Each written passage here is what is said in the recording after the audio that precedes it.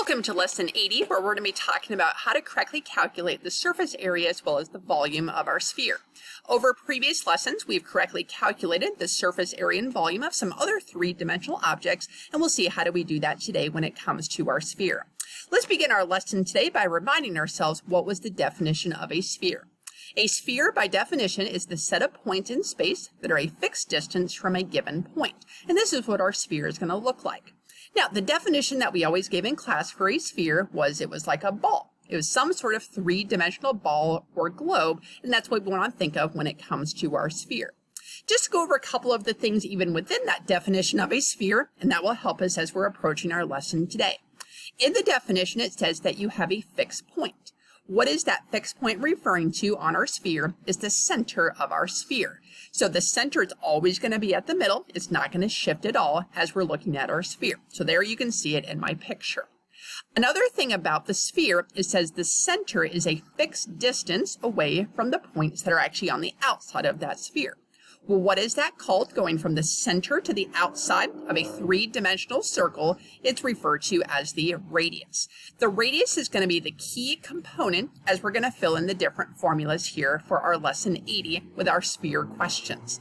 The radius of our sphere is going to be a segment, so it starts somewhere and it stops somewhere. And those endpoints, they're actually at the center, the middle of our sphere, and they go to any point that is on the outside of the sphere, and you can see that in the picture.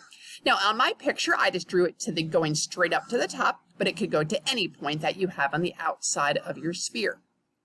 The first thing that we'll be calculating today about our sphere is the surface area.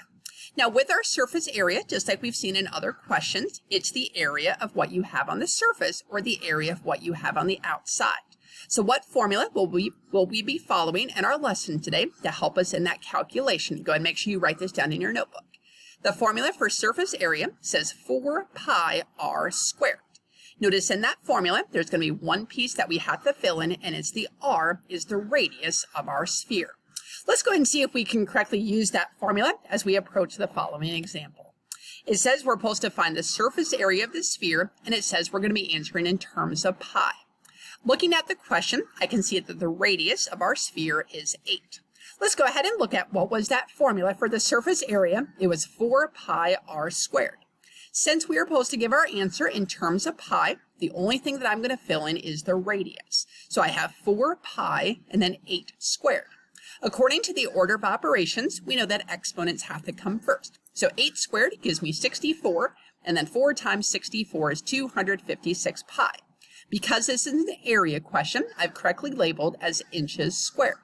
As I've mentioned before, on your homework, you don't need to worry about giving that label of inches squared, but you're more than welcome to try to if you do want to label your question.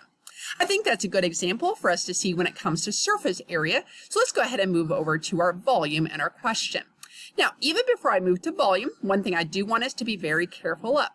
In all of the formulas, we're always going to have to know the radius. So make sure you look carefully at the picture. Did they give you the radius? If they happen to give you the diameter, then don't forget to split that in half so you can correctly fill that in for the radius. Now, volume. What does it mean when we're finding the volume of an object? Volume is how much stuff fits inside of our object, and the same thing is going to be true for our sphere. So what formula are we going to be following? And here it is. It says 4/3 pi r cubed. Once again, all that I need to know to correctly fill in that formula is the r. I need to know the radius that's going to be given to us in our picture. Let's go ahead and try our example when it comes to volume for our sphere. The question says I'm going to be answering the volume of the sphere, but this time I'm going to go to the nearest hundredth. So just make sure that you're going to follow whatever the directions in the book says as to which way you're going to present the final answer.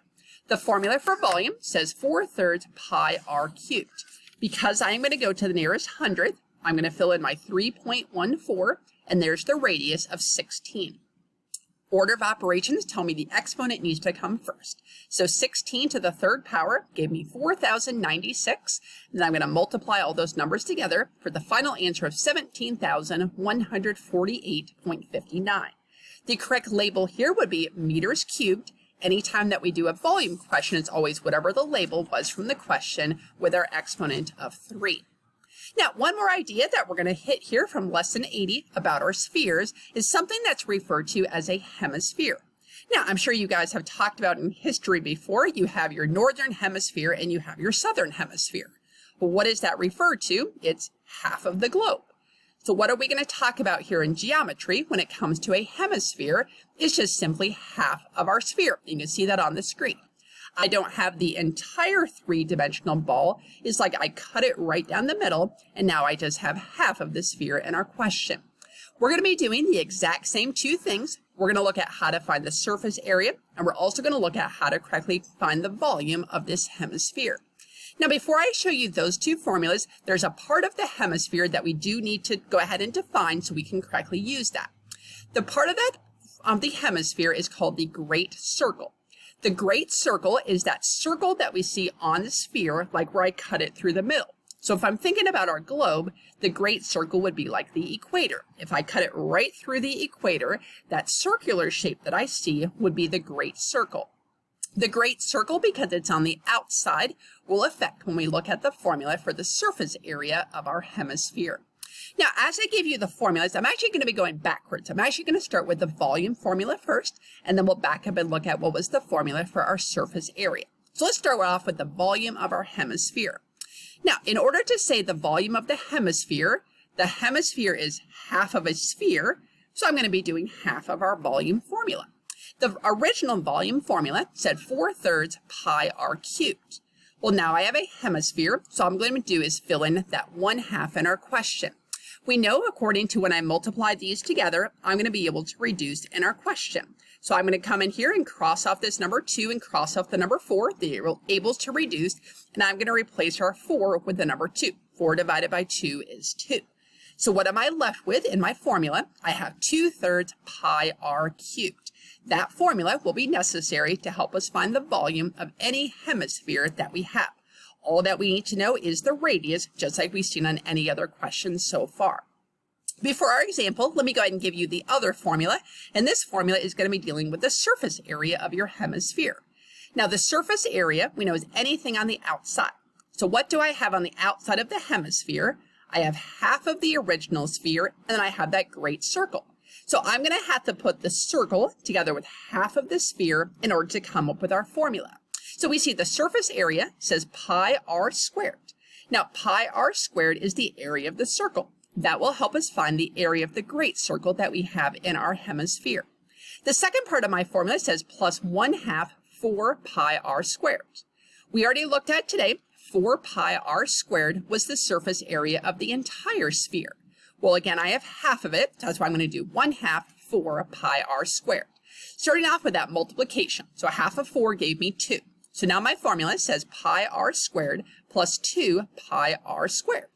Those are like terms, so I'm going to put them together. And here's our final formula for surface area for the hemisphere, 3 pi r squared. All that I need to know is the radius to correctly fill in that formula. Let's walk through both of these examples together. We're going to be looking at how to correctly find the surface area and the volume of a hemisphere. And I notice in the question it says I have an 18-foot diameter, and we're going to be answering this to the nearest hundredth in our question. Let's go ahead and start off with our surface area first, 3 pi r squared. Now, as I mentioned earlier, we got to be careful. The formula says I want the radius, but this question gave me the diameter. So if the diameter is 18, then what would I use for the radius? I would have to use half of that. So half of 18 gave me 9. So 3 times pi times 9 squared. I'll fill in the 3.14 at the very final step. In our work here, you could fill it in right now as well. So 9 squared gave me 81, and then 3 times 81 is 243. So I have 243 pi, then I multiplied that by my 3.14 for the final answer of 763.02. Because this is the surface area, my label is feet squared. Again, just make sure you follow the directions in the book as to do they want the answer in terms of pi, or do they want the answer to the nearest hundredth. So last example, using the same piece of information, let's go ahead and find the volume. So my formula for volume says 2/3 pi r cubed. Once again, it said the diameter was 18, so I've correctly filled in 9 for our radius.